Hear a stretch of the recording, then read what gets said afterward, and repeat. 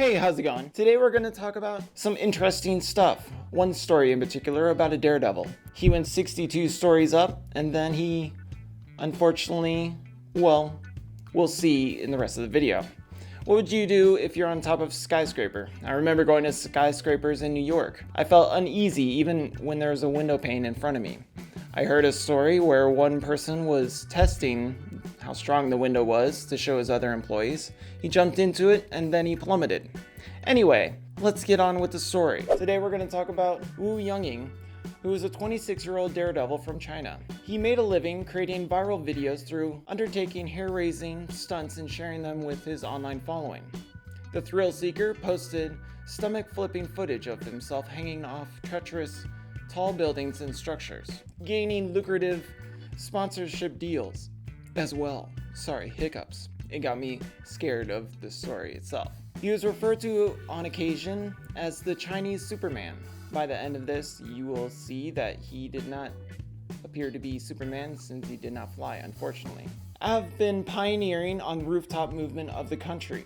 On some rooftops, there is nothing to stop a person from going over the edge since there is no support system or railings to combat you from going over the edge, which is quite unfortunate, especially for workers who are up there, which I think they should have rock climbing things where you have a little hook that you can put a rope. But anyway, prior to doing his famed rooftoping on social media, Wu did stunts in movies in China.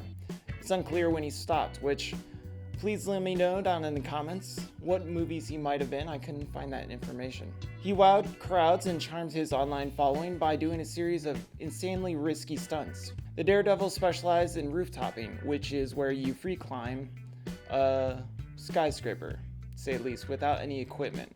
Sometimes people do have equipment as well. The practice of doing this is dangerous and unsettling itself. He would scale the building without using any safety equipment himself, relying only on martial arts training and careful planning. He would tiptoe across narrow beams and do pull-ups on the very edge of the rooftops. He shared more than 300 videos of his shocking videos, and then he had more than 1 million followers on the Chinese version of Twitter called Weibo, or now we call it X, which is like X-Men.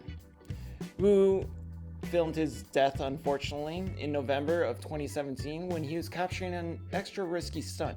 It is believed he free climbed nearly 20 more stories to the top to reach the position where he filmed. The footage shows him hanging off the side of the 62-story Chinese building. I'll try to pronounce it. I apologize for butchering it. I'll put the name of the building right here. Huyahua Center in Changsha in eastern China. He attempted to do pull-ups. When he was trying to do pull-ups, he started to lose grip and try to lift his legs, which he was unable to do. He did 2 pull-ups into the void, gripping the ledge. Attempting a third, he appeared to struggle, trying to find a hold with his foot.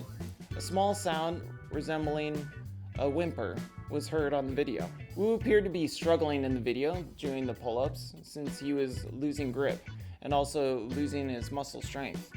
Then he dropped and plummeted, unfortunately. The footage itself is brutal and hard to watch.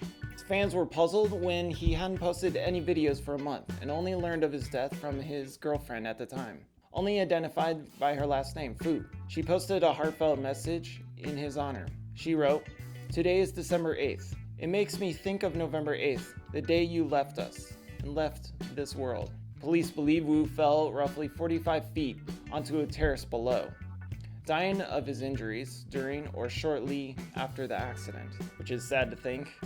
45 feet rather than the 62 stories is, if somebody was there, he might have been able to make it. Just my opinion. His body was allegedly discovered by a window cleaner. His family was reportedly poverty-stricken, and he did his stunts to raise money to help them, which is quite sad. His mother is also reportedly in the hospital with mental health issues, so he needed to cover medical expenses. That's why he did all this stunts. He's reportedly getting paid $15,000 for this stunt in particular that took his life. Eventually, court in Beijing ruled Hajan was partially responsible for the daredevil's death, as it encouraged his dangerous acts. What would you do for the amount of money to climb a skyscraper? Just curious. Without a parachute. Wu's step-uncle Feng Shen Ling told the South China Morning Post that he was hoping to use the prize money from his fatal stunt to get married to Fu as well. He planned to propose to his girlfriend the day after the challenge. Feng was quoted as saying he needed the money for the wedding, unfortunately, and for medical treatment for his ailing mother as well. So unfortunately, this did not have a happy ending. What do you think of daredevils going on rooftops?